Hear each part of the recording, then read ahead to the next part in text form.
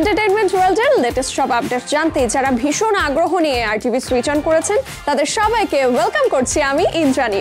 দর্শক, আশা করছি সবাই খুব ভালো আছেন। তাহলে চলুন আর কথা না বাড়িয়ে শুরুতেই এক পলকে দেখে নেই এন্টারটেইনমেন্ট ওয়ার্ল্ডের লেটেস্ট সব আপডেটস।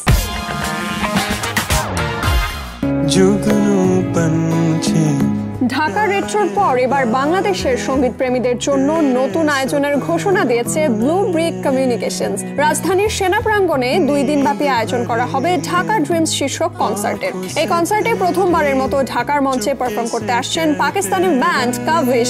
এক সংবাদ বিজ্ঞপ্তিতে এই তথ্য জানানো হয়েছে। ব্যতিক্রমী সুর ও কাব্যিক কথার গানের জন্য পরিচিত কাভিশ নিন্দিয়ারের সহ তাদের জনপ্রিয় গানগুলো দক্ষিণ এশিয়ার সঙ্গীতাঙ্গনকে এক অন্যরকম উচ্চতা দিয়েছে। তাদের মেলোডি ও সুরের সাথে ঢাকার শান্ত পরিবেশ মিলিয়ে এক অনন্য অভিজ্ঞতার সৃষ্টি হবে বলে আশাবাদী ব্লু ব্রিক কমিউনিকেশনস।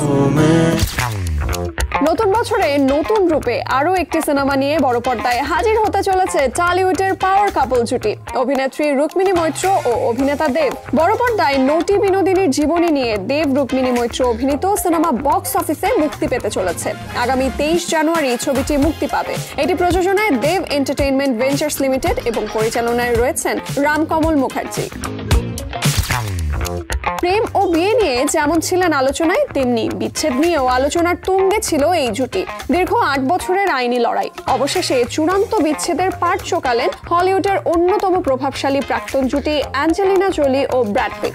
দীর্ঘ 8 বছরের আইনি লড়াই শেষে বিচ্ছেদের পাট চোকালেন অ্যাঞ্জেলিনা জোলি ও ব্র্যাড পিট। খবরটি জানিয়েছেন জোলির আইনজীবী জেমস সাইমন। তিনি জানান, গত 30 সেপ্টেম্বর সোমবার চূড়ান্ত বিবাহ বিচ্ছেদে স্বাক্ষর করেছেন জোলি ও পিট।